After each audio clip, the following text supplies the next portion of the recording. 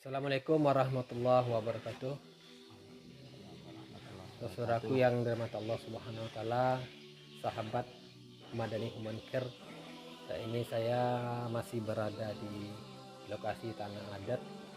Tadi kita telah bersama-sama dengan masyarakat menyalurkan hewan kurban dan telah kita salurkan, kita bagi-bagikan ke masyarakat. Mudah-mudahan bernilai manfaat dan menjadi kebahagiaan bagi masyarakat yang menerima di sini.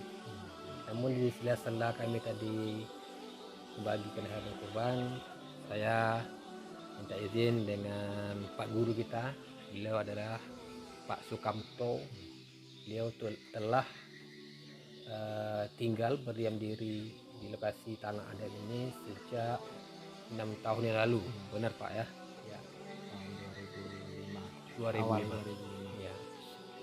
Sebelum ke sini dari mana Pak asal? Sebelum kemari kami bertempat tinggal di Duri, di perbatasan Duri Dumai. Duri Dumai ya. Cuman tepatnya masih di wilayah Duri. Masih Duri ya. Jadi asal muasal atau latar belakang bisa sampai ke sini diajak teman atau bagaimana? Kami bisa sampai ke tanah adat pertama memang dibawa sama orang tua. Ya, orang tua memberikan arahan, mari sama-sama kita buka kebun di sana, yang mudah-mudahan rezeki ada di sana. Jadi kami pun situ keluarga langsung pindah gitu.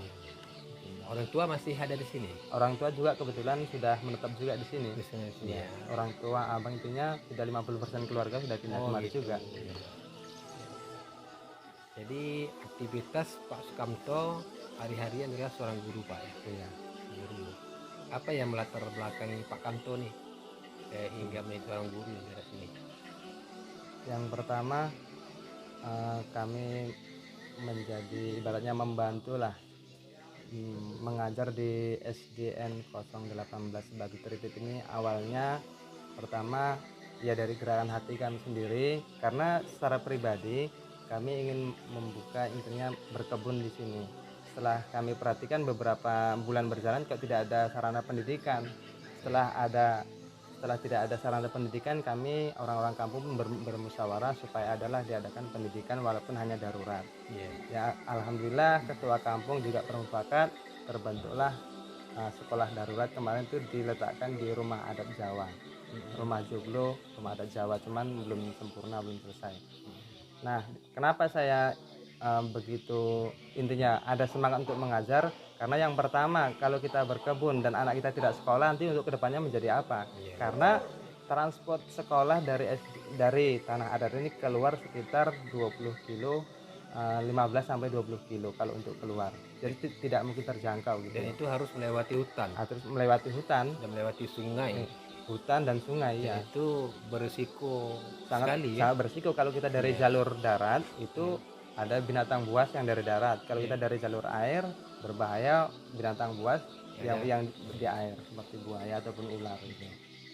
Jadi Pak Sukamto sudah mengajar 6 tahun ya? Sudah 6 tahun. Alhamdulillah untuk tahun 2001 ini anak SD kami yang saya didik dari mulai TK, intinya maksudnya sekolah sebelum pra SD, tahun 2001 ini lulus kelas 6 SD. Alhamdulillah, walaupun di masa pandemi saat ini. Cuman aktivitas belajar mengajar di rumah kemarin sesuai anjuran pemerintah juga kepala sekolah tetap kami laksanakan.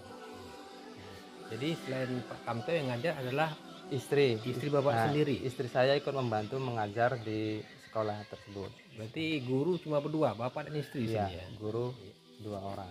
Informasinya Bapak tidak hanya mengajar SD, tapi juga tingkat SMP, MTS di sini, di satu kelas yang sama. Kami karena keinginan masyarakat yang sangat mendesak, anak-anak mereka juga ingin sekolah. Mungkin kalau dari segi kepala sekolah atau mungkin pemerintah mungkin tidak layak lah yang dipandang, karena di situ mau tidak mau kami harus menerima siswa pra SD, siswa SD dan siswa MTS di dalam satu ruangan kelas.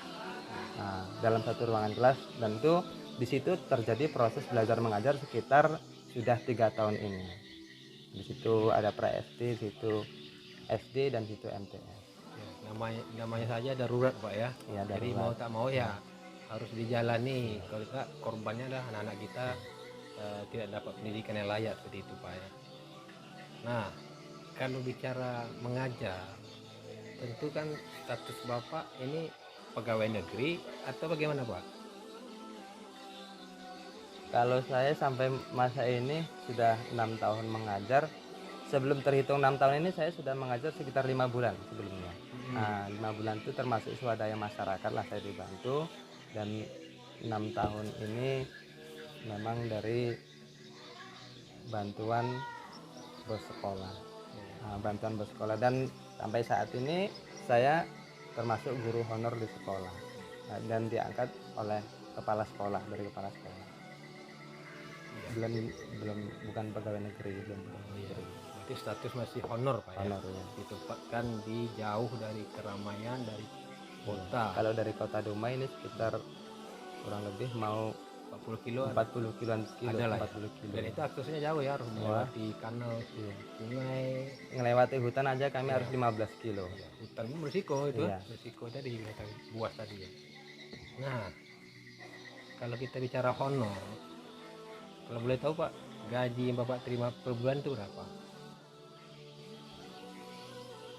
Kalau yang saya dan istri saya terima dari dana bos sekolah, satu bulannya 400.000.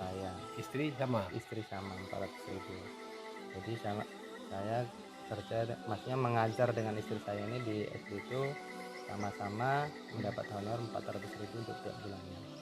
Oh, itu tingkat SD. Kalau yang MTS tadi bagaimana?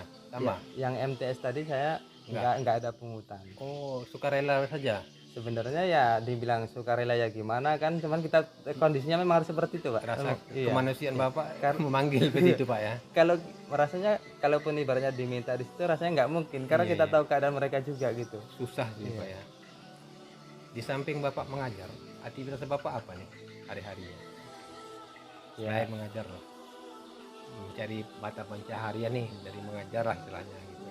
Sebenarnya kalau untuk mata pencarian tetap, saya pribadi belum ada, cuman memang saya belajar untuk menguasai lapangan, menguasai tempat tinggal saya, menguasai lahan saya. Apa ibaratnya yang bisa saya jadikan itu suatu pemasukan bagi saya memang kerjakan selagi saya tidak terganggu sekolah, tidak terganggu beribadah di masjid, saya kerjakan. Contohnya saya kadang-kadang kalau misalnya pasti nggak ada kerjaan, saya mancingkan gabus. Mancingkan gabus di sini kan termasuk laku juga. Ada 1 kilo 20.000, cuman itu pun kadang-kadang payah juga. Kadang-kadang ada kawan-kawan yang mungkin badannya ada yang capek-capek, ya saya bantu juga, ibaratnya ya ngusuk-ngusuk gitulah. Jadi itu salah satu inisiatif saya, jalan keluar untuk menambah pendapatan ekonomi di dalam keluarga. Sebenarnya kalau saya pribadi selaku kepala keluarga, gaji 400.000 itu kalau yang normal udah dari dulu ditinggalkan sebenarnya. Cuman kalau sekiranya saya tinggalkan, yang jelas anak saya sendiri nggak sekolah, anak orang kampung nggak sekolah, dan kampung ini memang tidak ada pendidikan sama sekali. Jadi dari situlah memang saya harus bertahan, dan istri saya juga kebetulan memang mendukung. Ya alhamdulillah semuanya bisa lancar. Bapak sendiri berapa orang anak ini? Kalau saya anak 2 orang, cuman saya mengasuh anak yatim 1 orang, jadinya 3 orang. Dan sekarang ini dengan izin Allah mereka sudah tamat SD, saya masukkan ke pondok pesantren. Di luar Pak ya? Di luar ya. Dan kalau saya potong dikit Pak, kalau secara umum pekerjaan penghasilan masyarakat kita di Tanah Adat ini apa Pak? Kalau untuk secara umum masyarakat di sini selain hasil daripada perkebunan pisang, ya mungkin mereka memang buruh tani gitulah, bisa nyemprot ladang ataupun apa gitu.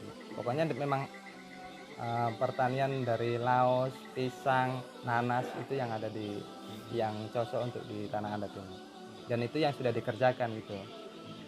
Dari laos itu sudah bisa membantu, pisang juga sudah membantu, dan nanas juga sudah bisa membantu. Dijual keluar Pak ya? Dijual keluar. Ada yang jemput di sini atau kita ngantar keluar?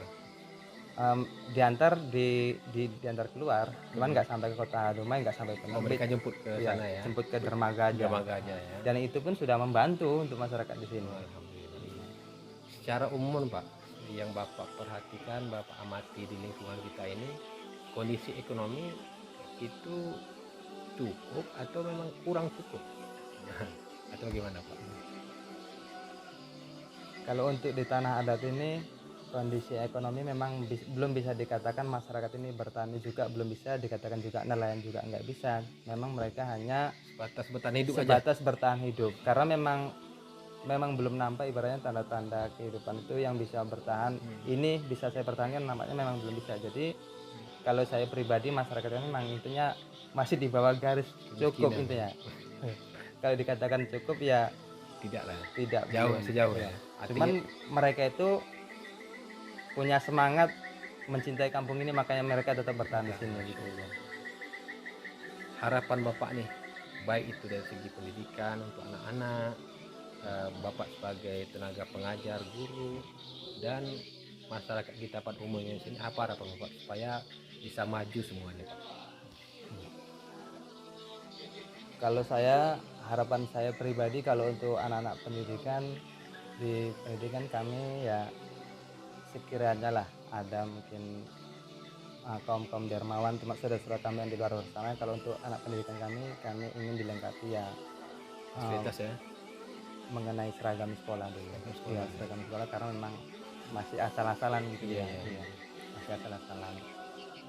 Kalau buku alat tulis memang sudah banyak juga donatur yang memberikan. Kemarin buku-buku pelajaran sudah ada. Namanya fokusnya jadi seragam sekolah memang begitu. Dan kalau untuk gedung sekolah kami itu semuanya udah pecah-pecah, dan keramik dia kan kemarin kan ada termasuk bantuan, keramik udah turun karena ini gambutnya dia makin dalam. Udah beberapa kali siswa kami itu kakinya itu banyak yang luka. Jadi harapannya kalau pada pemerintah memang ini, entah kepada siapalah, kami harapkan ada rehab di bagian dalam sekolah. Dan itu lokal cuma satu, dipakai rame-rame. Iya, dipakai rame-rame. Untuk berapa tingkat? Kelas 1 sampai kelas 6. Iya. Tingkat SMP, TK juga di situ. Iya, kemarin dari mulai pra SD kelas 1 sampai kelas 6 dan sampai MTS, ada siswa MTS di situ. Dan kalau untuk permohonan saya pribadi, mungkin sesuatu kami saya di luar sana ada yang mendengar, iya, sekiranya dari penjelasan saya tadi mungkin ada yang terketuk hatinya, harapannya sudilah kira berbagi ataupun memberikan jalan lah untuk saya lebih satu langkah daripada keadaan saya sekarang ini. Kalau ini Pak, di luar Bapak sebagai seorang guru, harapan pekerjaan lain lah, dan untuk masa umumnya apa harapannya? Kalau untuk harapan kami di kampung ini ya memang supaya kampung ini ibaratnya masyarakat di sini nih kebutuhannya bisa tercukupi lah intinya. Pertama ya kami ingin diadakan suatu pembinaan dari segi pertanian, karena saya perhatikan sudah beberapa tahun ini masyarakat kami ini hanya bertani, makanya nggak berhasil karena sedikit, dan cara pengolahan lahan ini nggak tahu bagaimana mengolah lahan gambut, iya, dan apa yang bisa ditanam di daerah sini tuh kami memang kurang paham. Jadi makanya ada yang lahan 1 hektar, di situ nanas, situ jeruk, situ jengkol, di situ juga laos. Jadi makanya hasilnya nggak bisa maksimal. Nah, terus juga kami mohon kepada pemerintah supaya lah harapan jalan dari tanah adat ke PU-nya ini bisa diperbaiki. Maksudnya akses keluar jalan, ya akses keluar, karena banyak siswa yang ingin sekolah ke dalam, cuman jalannya nggak ada gitu. Jalan ini belum bisa, kalau naik kereta itu memang kalau pas datang nanti musim hujan memang belum bisa dilalui. Oke, itu saja saudara wawancara saya dengan Pak Sukamto. Dan sama-sama tadi kita mendengar paparan kondisi real yang ada di tanah adat ini. Semoga bagi saudara sahabat kami yang mendengar liputan ini, sama-sama kita berkontribusi mengentaskan kemiskinan yang ada di sini, mengentaskan kekurangan pendidikan yang ada di sini, dan akses menuju ke lokasi ini. Siapa lagi yang bisa membantu kalau bukan kita. Terima kasih Pak Sukamto atas waktunya. Mudah-mudahan ini menjadi langkah awal dan tidak hanya sampai di sini. Mudah-mudahan banyak saudara kita yang bisa terketuk hatinya Amin, dan amin, bisa ya Allah. bersama kita membangun dan mengembangkan kampung kita ini tanah adat, dan masyarakat kita betah dan bisa lebih ramai lagi. Amin, Itu ya saja, Allah. Amin. kita berdoa kepada Allah agar semuanya Allah mudahkan. Amin. Demikian, mohon maaf atas segala kekurangan kami. Assalamualaikum warahmatullahi wabarakatuh. Waalaikumsalam.